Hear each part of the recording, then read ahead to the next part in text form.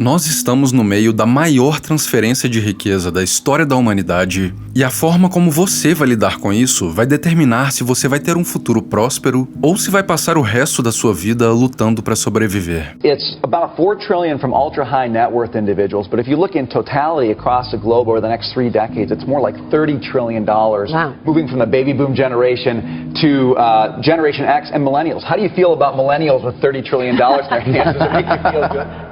Existem 6 gerações convivendo aqui na sociedade atual. Nós temos o Silent, que são as pessoas que nasceram entre 1930 e 1945, mais ou menos. São aí os anciões, as pessoas mais velhas do nosso mundo hoje. Eles vivenciaram tempos bem difíceis, com muitas guerras e muitas dificuldades. Os filhos deles são os Boomers, que são os que nasceram entre 1945, mais ou menos, e 1965 até 1970 pode ser considerado Boomer. Esses aí já nasceram num mundo muito mais tranquilo e eles são considerados boomers exatamente por isso, porque com a estabilidade do mundo no pós-guerra, nós tivemos também uma explosão de nascimentos, né? Valia a pena ter filhos e construir famílias, porque o mundo agora era um lugar bom, era um lugar melhor. E é por isso que os boomers vivenciaram tempos aí de paz e de crescimento econômico. Depois deles veio a geração X, que são os nascidos aí entre 1970 e 1980, e em seguida tem a minha geração, que é a dos millennials, que nasceram entre 1981 e início ali dos anos 2000. Nós somos a única geração que viveu um bom tempo na era analógica e também viveu um bom tempo na era digital. Somos a geração da transição entre esses dois mundos, né? E isso é bom, porque nós não temos os valores totalmente deturpados como as próximas gerações tiveram pelas redes sociais, e ao mesmo tempo nós também não somos tecnologicamente alienados. Mas em contrapartida nós fomos também a geração mais azarada e mais ferrada pelos nossos pais. Eu tô falando economicamente, daqui a pouco você vai entender o porquê. Eu vou te explicar melhor sobre isso, mas primeiro deixa eu falar das próximas gerações, depois da minha, que são a geração Z, nascida aí depois dos anos 2000 até 2012, 2015 mais ou menos, e essa é a geração das redes sociais.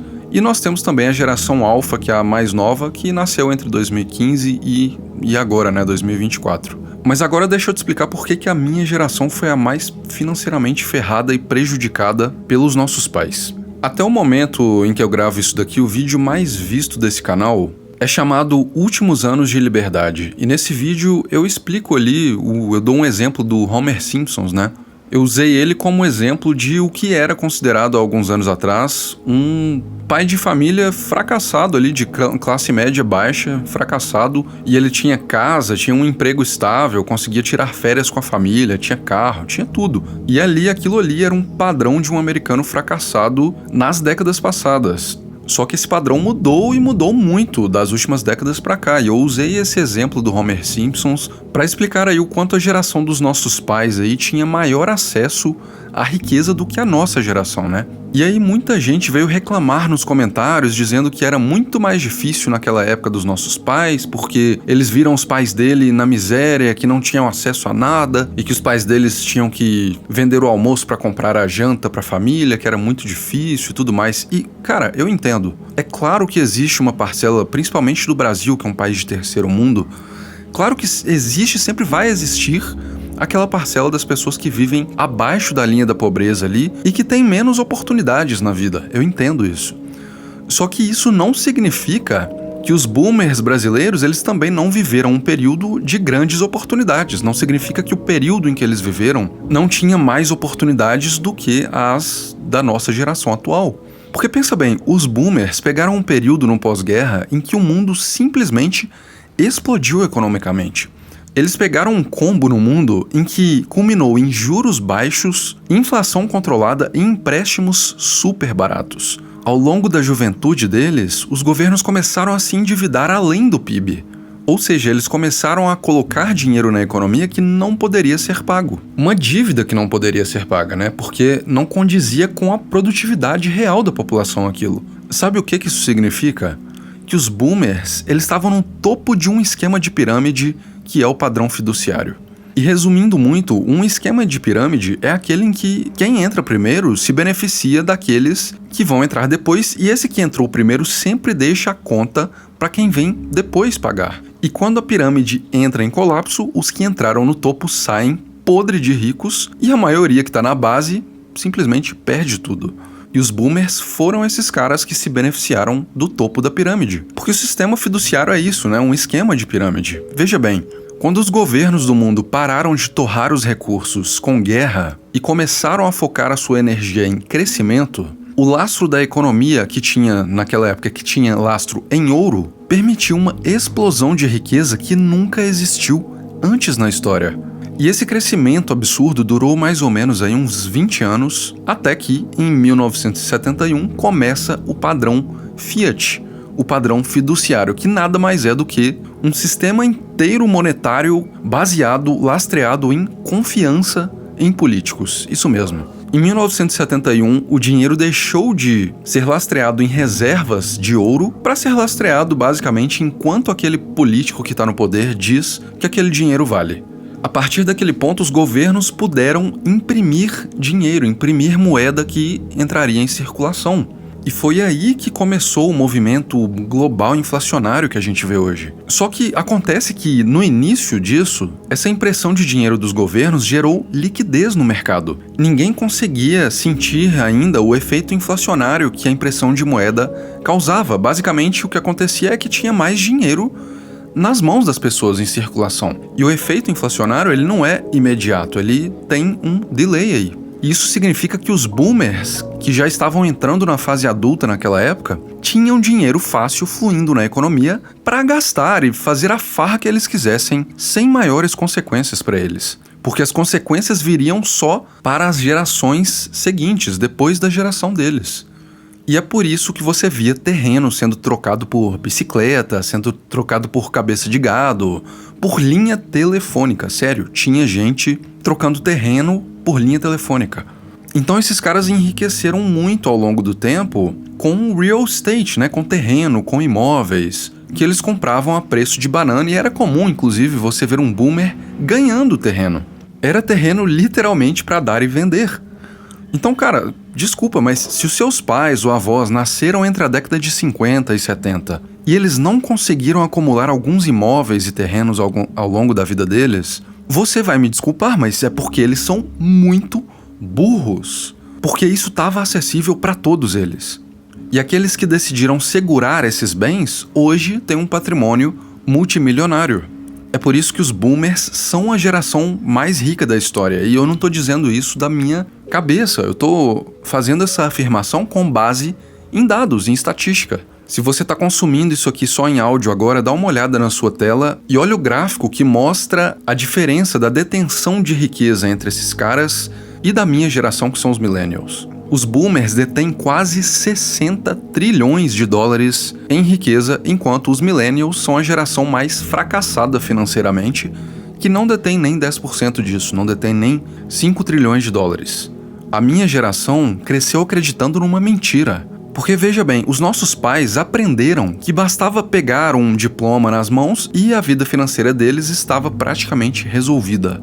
Era assim na época deles. Então eles nos ensinaram que seria assim também para nós. E eu nem tô culpando eles por isso, porque foi assim que eles aprenderam, então naturalmente seria assim que eles ensinariam. E aí o que aconteceu foi que nós que nascemos entre as décadas de 80, 90, até o fim ali da década de 90, nós crescemos olhando para a faculdade como se fosse o suprassumo da garantia financeira. Então valia tudo para ter um diploma.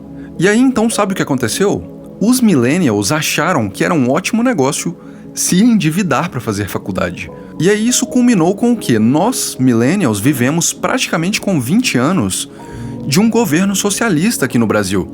E isso ajudou ainda para o desastre que foi a nossa situação financeira, porque esses governos socialistas criaram programas que são aberrações completas. Depois eu posso fazer um vídeo só sobre isso. Mas nós tivemos aberrações como, por exemplo, o programa FIES, que os governos adoram bater no peito aí como se fosse uma coisa boa, mas que endividou o país inteiro. Que para quem não sabe, FIES é basicamente crédito fácil para você fazer faculdade, tá? E o resultado disso é que nós somos a geração mais educada, só que também a geração mais endividada e desempregada da história. O fato de todo mundo da minha geração ter tido acesso à faculdade desbalanceou completamente a oferta e a demanda do mercado e tirou o valor dos profissionais especializados. Porque agora todo mundo era doutor, agora todo mundo tinha diploma. E isso inflou a oferta de especialização num mercado que não tinha mais demanda. E é por isso que o que mais tem hoje é engenheiro, advogado e até médico mesmo trabalhando aí de Uber. É muito raro você ver alguém da minha geração que tem um diploma nas mãos estar exercendo aquela profissão que condiz com o diploma que ele tem em mãos. Nós somos a geração mais financeiramente fracassada da história. Isso não é culpa nossa. E sabe o que é pior? É ter de ouvir o tiozão boomer com toda a sua arrogância no churrasco da família dizendo: nossa, na sua idade eu já tinha carro, casa, família. A sua geração é uma vergonha. É foda, né, cara? Os caras tiveram tudo nas mãos deles e eles acham que a gente também teve. O que não é uma verdade. Mas é aquele ditado, né? Tempos difíceis fazem homens fortes. E o fato de a nossa geração ter sido a mais afetada pela destruição que os governos fizeram na economia trouxe também a resiliência para nós, a antifragilidade. E a gente percebe que o nosso dinheiro não vale nada e que o suor do nosso trabalho está sendo constantemente desperdiçado, roubado pelos governos, pelos mercados e pela inflação. Então, apesar de a gente ter se ferrado, nós também fomos a primeira geração disposta a adotar uma alternativa fora do sistema tradicional. Os millennials são a geração que mais compra Bitcoin. Isso porque nós não temos nada a perder. Nós já nascemos com as cartas marcadas. Nós já chegamos à vida adulta, ao mercado de trabalho, com o jogo perdido. E é por isso que cada vez mais os millennials estão percebendo que não existe outra alternativa. É Bitcoin ou nada. E é por isso que a gente não tem medo de dar all-in em um novo padrão fiduciário. Porque mesmo que esse padrão dê muito errado, tudo que a gente tem é uma escolha entre uma possibilidade, uma esperança ou uma certeza. A certeza de que nós seremos escravos, miseráveis no sistema financeiro tradicional para sempre. E é aí que a gente chega no ponto-chave desse vídeo. 2/3 da riqueza do mundo estão hoje nas mãos das pessoas nascidas antes de 1964. Isso significa que até os mais jovens dos boomers terão lá os seus 80 anos em breve. O que significa também que a maioria deles vai morrer nos próximos anos. E a concentração de riqueza que está nas mãos deles hoje está prestes a ser redistribuída entre nós, os millennials e a geração Z. Você está entendendo onde eu quero chegar? Não é uma conclusão muito difícil. Se a maior parte da riqueza do mundo vai fluir para as mãos das gerações mais interessadas em fazer com que o novo padrão seja o Bitcoin, o que será que vai acontecer com o sistema econômico em breve? Será que esse padrão vai dar errado? O que eu tô enxergando que vai acontecer nos próximos anos é que a herança dos boomers vai se transformar em Bitcoin nas mãos dos millennials. É claro que em países como o Brasil, em que a população tem um QI de um chimpanzé, a maioria das pessoas vai perder essa enorme oportunidade, vai torrar essa herança no jogo do tigrinho, na bet de sei lá o quê. Mas se você tá assistindo esse vídeo, já significa que você não faz parte desse grupo. Então pergunta para qualquer millennial esclarecido que entende como funciona o golpe chamado padrão fiduciário, pergunta para ele o que ele faria com uma herança se ele ganhasse hoje um terreno de 1 milhão. Eu te garanto, eu coloco a minha mão no fogo que a maioria dessas pessoas diria que colocaria boa parte desse valor em Bitcoin. O mundo está mudando. O sistema econômico já colapsou. Você talvez só não tenha percebido isso ainda. É como se um prédio estivesse sendo demolido diante dos seus olhos e você estivesse assistindo em câmera lenta as primeiras etapas daquela estrutura cedendo. Aquela primeira poeira que aparece quando acontece a explosão. E você tem duas opções. Você pode ser um morador dentro desse prédio, esperando o teto cair na sua nuca, ou você pode ser o cara do lado de fora, com um detonador nas mãos, esperando para limpar a bagunça e construir algo novo no lugar. A decisão é sua. E sempre que eu falo de Bitcoin aqui, eu recebo uma enxurrada de dúvidas a respeito, muitas delas as quais eu não sou nem qualificado para responder. Então, eu fui atrás de uma pessoa que é qualificada e eu convidei o Yanni Kirigaya, alguns de vocês já conhecem, é um criador de conteúdo aqui do YouTube. Convidei ele para fazer uma parceria e nós estamos criando um produto extremamente completo para você entender tudo o que precisa para proteger o seu patrimônio com segurança usando o Bitcoin. E o principal, longe dos olhos do Estado. O governo já tá vigiando cada comprinha de Bitcoin que você faz para depois meter a mão no seu patrimônio, e nesse curso a gente vai te mostrar alternativas eficientes para você fazer as suas compras de forma anônima. A previsão de lançamento é pro final de novembro, então é só continuar acompanhando os vídeos, que em breve eu falo mais a respeito disso. Mas por enquanto tudo o que você tem que fazer é se cadastrar aí no Terça Business, é a minha newsletter semanal, tem um link na descrição, se cadastra nela porque estando na minha lista de e-mails, você naturalmente vai receber a oferta quando a gente lançar esse produto, tá? Por hoje é isso, eu tô deixando aí na sua tela um vídeo nos moldes desse aqui que você acabou de consumir. Se você assistiu até aqui é porque provavelmente tem interesse nesse vídeo que tá aparecendo aí também. Clica nele e eu te vejo lá.